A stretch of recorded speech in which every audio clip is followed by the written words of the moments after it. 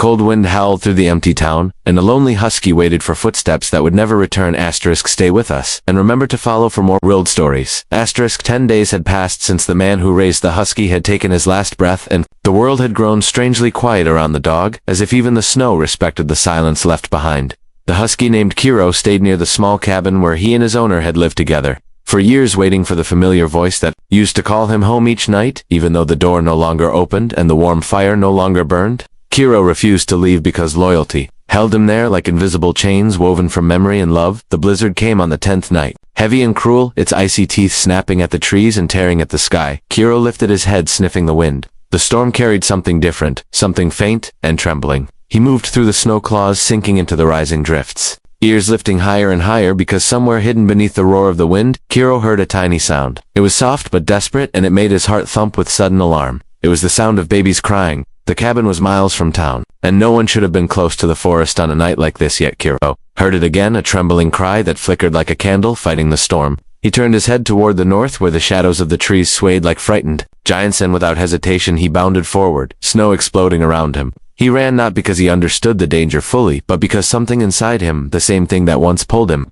to his owner's side, told him that someone needed him again. As he ran through the dark forest, Kiro felt the weight of the storm worsened by loneliness. The trees groaned and bent under the wind, and icy branches whipped across his fur, but he kept going, guided by instinct, and by that haunting sound. He followed it across a frozen creek where the ice cracked under his paws, then up a narrow ridge where rocks lay hidden. Beneath deep white snow the cries grew louder, though still weak and broken, and Kiro pushed harder, knowing time was slipping. Away he found a small, overturned vehicle, its wheels half buried in snow, its windows shattered by the storm. Inside, through a crack in the twisted door, Kiro saw movement to small shapes bundled in soaked blankets, their tiny hands trembling in the cold. A faint whimper rose from one, then a thin cry from the other. The babies were alone, and the storm was swallowing the world around them. Kiro pressed his nose against the door, then pawed at it, digging and pulling until the metal bent enough for him to squeeze inside. Warm breath puffed from his mouth as he nudged closer, letting his thick fur cocoon the children like a living blanket. The smallest baby reached out and touched his face, trembling with instinctive trust, and Kiro stayed very still, letting them settle against him. Hours passed as the blizzard raged like a wild beast outside. The vehicle shook under the weight of wind and snow, but Kiro held his ground, unmoving except to shift closer when the cold tried to steal the warmth from the children's fragile bodies. Their cries softened, replaced by small weak breaths as they huddled against him. Kiro kept his eyes open, watching the darkness beyond the broken windows, listening for any sign of new danger. The storm was far from over, but hope now flickered inside the crushed vehicle, a faint light burning against the long, cruel night.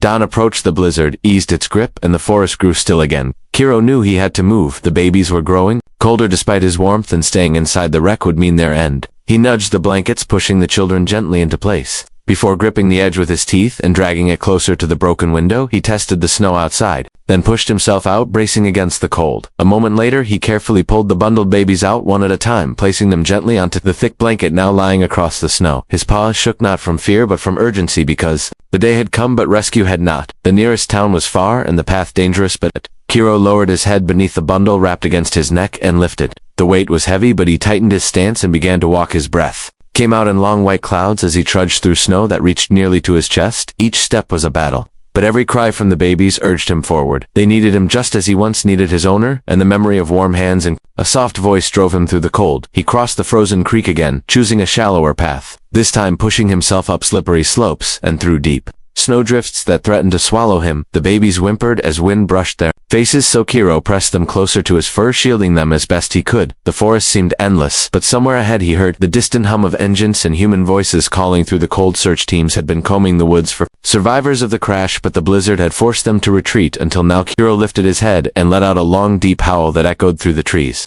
The sound rolled across the forest, cutting through the morning air. A moment passed, then another, then a voice shouted in the distance, followed by another. The search teams heard him, and the world shifted from hopeless to urgent. As they pushed toward the sound, Kiro howled again, his body trembling with exhaustion but his spirit burning strong, because the cry of the babies had become his purpose. Say, team of rescuers broke through the trees, gasping at the sight before them. A lone husky standing guard over to frostbitten infants wrapped in a blanket he had carried across miles of frozen wilderness. The rescuers approached slowly, not wanting to startle him, but Kiro lowered his head gently, nudging the children toward them, showing he understood. He had done his part. He watched as the rescuers lifted the babies and wrapped them in warm thermal gear, and Kiro felt something shift inside him, a quiet peace growing beneath the weight of grief he had carried since his owner's passing. The rescuers gathered around him, one placing a gloved hand against his side, and whispering words of thanks. They radioed the news back to town, describing how the babies were alive because a single husky had refused to give up hope. They led Kiro out of the forest, walking with him toward safety, but the dog kept looking back at the woods, as if expecting to see his owner watching proudly from the shadows of the trees. When they reached town, crowds gathered in awe, people whispering about the miracle dog, who had saved 2 lives while carrying the memory of his own loss. Still, Kiro did not seek praise. He sat quietly next to the hospital doors where the babies were taken, though he could no longer see them. He listened for any sound that might tell him they were safe. Hours passed, as doctors worked, and finally the reassuring cries of the children echoed down the hall. They were alive and healing, and Kiro let out a soft, low sound that almost resembled a sigh of relief. Word spread quickly, news stations arrived, and families came to offer food and shelter for the husky. But Kiro stayed near the doors, waiting the same way he once waited for his owner. 10 days earlier, he had lost the only person he knew, but the world had changed, because 2 new lives had called to him in the blizzard, and he had answered. Soon, the babies' families arrived, overwhelmed with gratitude as they knelt beside Kiro, tears falling into his fur. They thanked him again and again, their voices breaking with emotion, promising he would never be alone again. Rescue workers nodded, agreeing that the dog deserved a new home, filled with warmth, love, and purpose. Kiro finally stood, his head lifting slowly, eyes brightening as if he felt a familiar presence guiding him forward. The forest, the blizzard, the long lonely nights guarding his owner's cabin, all of it had led him here, and though he could not understand the words spoken around him, he felt the emotion behind them. He had saved lives. He had found new hands that would guide him, a new voice that would call him home. And as the sun broke through the clouds, casting golden light across the snow, Kiro took the first step toward a new beginning. The cries of the babies, replaced by soft laughter, echoing through the warm hall behind him. His journey through grief had carried him into the heart of hope, and the world would remember the husky who walked through a blizzard to answer a cry that changed everything. Thank you for staying with this story until the very end and letting your heart walk beside a brave soul who never gave up even when the world turned cold around him. Your support means more than you know, because every time you follow, every time you like, and every time you share, it helps.